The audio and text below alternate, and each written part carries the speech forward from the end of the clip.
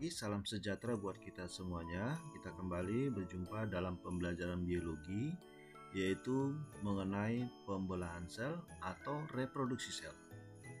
Sel seperti halnya makhluk hidup, sehingga disebut dengan unit terkecil dari makhluk hidup, di mana makhluk hidup berkemampuan untuk bertambah banyak. Hal yang sama terjadi juga pada sel berkemampuan untuk bertambah banyak. Pembelahan sel atau reproduksi sel yang kita bicarakan pada hari ini adalah pembelahan amitosis dan pembelahan mitosis.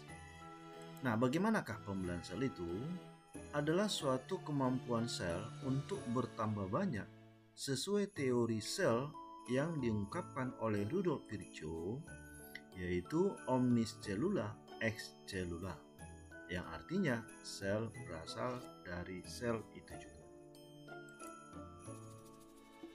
Dalam pembelahan sel melalui cara ada secara langsung yang dikenal dengan amitosis, yang artinya pembelahan tanpa melibatkan tahapan. Ada secara tidak langsung, yang artinya pembelahan melibatkan berbagai macam fase. Pembelahan yang tidak langsung ini terdiri dari pembelahan mitosis dan pembelahan meiosis. Yang pertama, kita membicarakan bagaimana pembelahan amitosis, yaitu pembelahan secara langsung yang terjadi pada organisme prokariotik atau sel yang tidak memiliki membran inti yang kita kenal dengan kelompok Monera, yaitu bakteri. Nah, kita perhatikan ilustrasinya adalah sel bakteri yang akan melakukan pembelahan amitosis diawali dengan duplikasi kromosom. Terlihat kromosom sudah mulai terbagi atau mengalami duplikasi yang diikuti dengan terbentuknya dinding sel dan membran sel, dan akhirnya terbentuk dua sel yang identik dengan sel induknya. Terlihat tidak melibatkan berbagai macam fase, langsung menghasilkan dua sel anak. Lalu yang kedua, pembelahan mitosis, yaitu pembelahan tidak langsung atau bertahap. Dalam pembelahan mitos ini terdapat bagian dari siklus sel. Kenapa? Karena di dalam siklus sel memiliki tahap interfase dan tahap mitosis, yang artinya memiliki dua tahap dominan, yaitu tahap interfase dan tahap mitosis, yang akhirnya akan menghasilkan dua sel anak identik dengan induknya. Tujuan dari pembelahan mitosis adalah memperbanyak sel yang dikenal dengan pertumbuhan, sehingga ingat kembali apa yang dimaksud dengan pertumbuhan adalah tahap penambahan jumlah sel yang cepat yang terjadi pada jaringan meristematis atau sel-sel embrional. Pembelahan sel mitosis terjadi pada sel tubuh, itulah yang dikenal dengan somatis. Waktu dalam pembelahan mitosis rentang 18 sampai 24 jam. Yang artinya setiap hari terjadi penambahan jumlah sel. Nah, sekarang perhatikanlah siklus sel. Dalam siklus sel ini, tahap yang lebih dominan adalah tahap interfase, karena melibatkan pertumbuhan awal, lalu ada tahap replikasi DNA, dan tahap pertumbuhan yang kedua. Setelah interfase, barulah masuk ciri khas dari mitosis, yaitu pembelahan, yang mana terdiri dari tahap profase, metafase, anafase, dan telofase, dan selanjutnya akan kembali memasuki tahap interfase. Begitulah menunjukkan siklus sel. Nah, sekarang kita ulas satu persatu. Tahap interfase. Tahap ini membutuhkan waktu yang lebih dominan, mencapai 90% dari siklus sel. Tahap interfase ini merupakan fase antara fase mitosis dengan mitosis berikutnya. Sehingga tahap interfase ini sering disebut tahap istirahat setelah sel membelah. Tahap ini merupakan tahap yang berlangsung dalam pengumpulan energi. Selain mengumpulkan energi, juga melakukan replikasi DNA. Karena tujuan dari pembelahan sel untuk menghasilkan sel anak yang identik dengan induknya. Selain itu juga melakukan sintesa protein, lalu membentuk organel-organel sel. Dalam tahap interfase ini terbagi menjadi 3 subfase, yaitu ada fase G1 atau gap 1, di mana fase ini merupakan fase pertumbuhan primer. Tampak sel semakin membesar, dibutuhkan waktu 6-12 jam. Lalu fase yang kedua adalah fase S yang dikenal dengan fase sintesis, ditandai dengan sintesis dan replikasi DNA yang membutuhkan waktu 6-8 jam. Fase yang ketiga adalah fase G2 atau gap 2, yaitu dikenal dengan pertumbuhan sekunder, di mana ditandai terbentuknya organel sel yang rentang waktu 3-4 jam. Pada interfase ini ditandai dengan benang kromatin mengalami duplikasi. Lalu disertai dengan sentrosom bereplikasi dengan tujuan membentuk spindle yang awalnya mirip seperti aster, yang mana tujuannya adalah untuk menarik kromosom di saat pembelahan sel. Nah, sekarang kita perhatikan gambar interfase. Nah, inilah interfase itu. Terlihat inti sel sudah melebur, membran inti sudah tidak tampak lagi. Lalu ada duplikasi kromosom, lalu terlihat gambar sentrosom mengalami penggandaan dan mulai terbentuk spindle yang mirip seperti bunga aster. Lalu fase mitosis, ada fase profase, di mana fase ini membutuhkan waktu dan energi yang besar. Ditandai dengan benang kromatin akan menjadi kromosom yang sudah mengganda.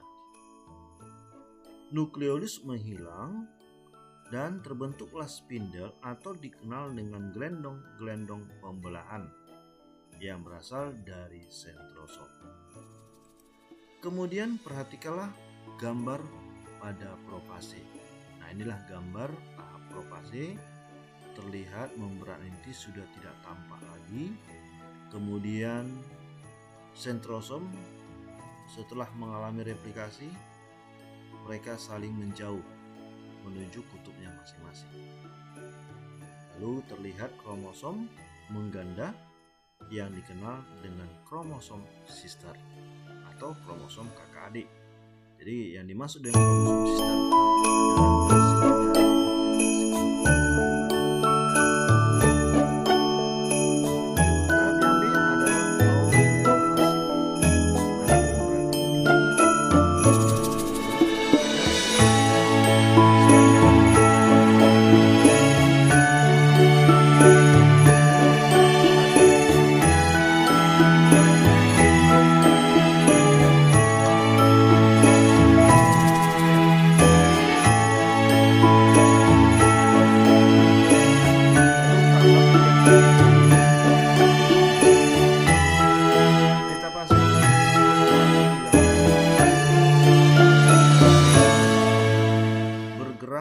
berjejer di bidang ekuator atau bidang tengah dari sel. Dan kita lihat pada fase yang D, yaitu anafase, pasangan sentromer kromosom akan terpisah. Tiap kromatid saudara hasil duplikasi kromosom tadi akan bergerak ke masing-masing kutub atau kutub yang berlawanan. Nah, kita perhatikanlah gambar dari masing-masing tahap. Inilah prometafase dan dilanjutkan dengan metafase. Ciri khas dari metafase bahwa kromatid tadi, kromosom sister tadi, hasil duplikasi tadi itu akan berjejer di bidang pembelahan.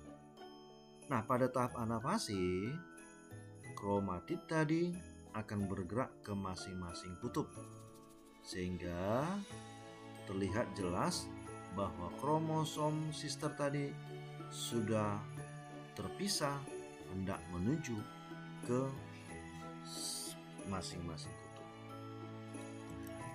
Nah, tahap yang terakhir adalah tahap telopase. Tahap ini kembali terbentuk nukleus, di mana nukleus tadi telah lenyap. Nah, di tahap akhir pembelahan dia akan terbentuk. Kemudian kromosom di masing-masing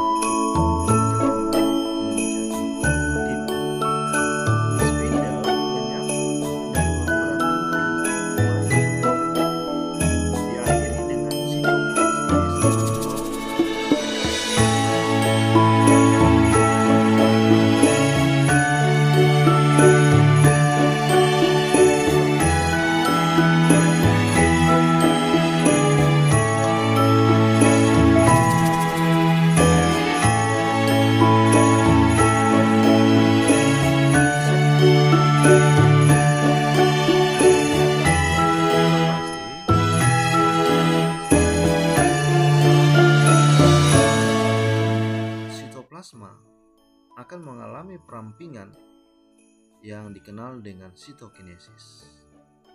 Lalu kromatin akan kembali menjadi kromosom.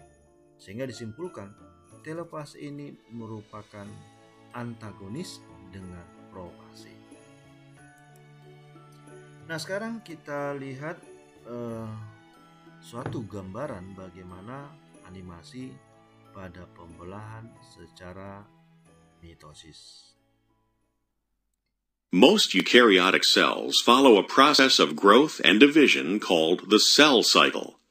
These events include a growth stage, mitosis or nuclear division, and cytokinesis or division of the cytoplasm. Throughout interphase, the cell is engaged in growth and metabolic activities. Interphase can be further broken down into three discrete phases called G1, S, and G2. During the G1 or first growth phase, normal cell functions occur as well as cell growth. In the S phase, DNA replicates, producing 2 copies of each chromosome. During the G2 phase, the cell continues to prepare for mitosis and cell division. Mitosis, or the M phase, has 4 stages: prophase, metaphase, anaphase, and telophase. During prophase, the chromosomes become visible and condense, becoming shorter and thicker. Each identical copy of a single chromosome is called a sister chromatid.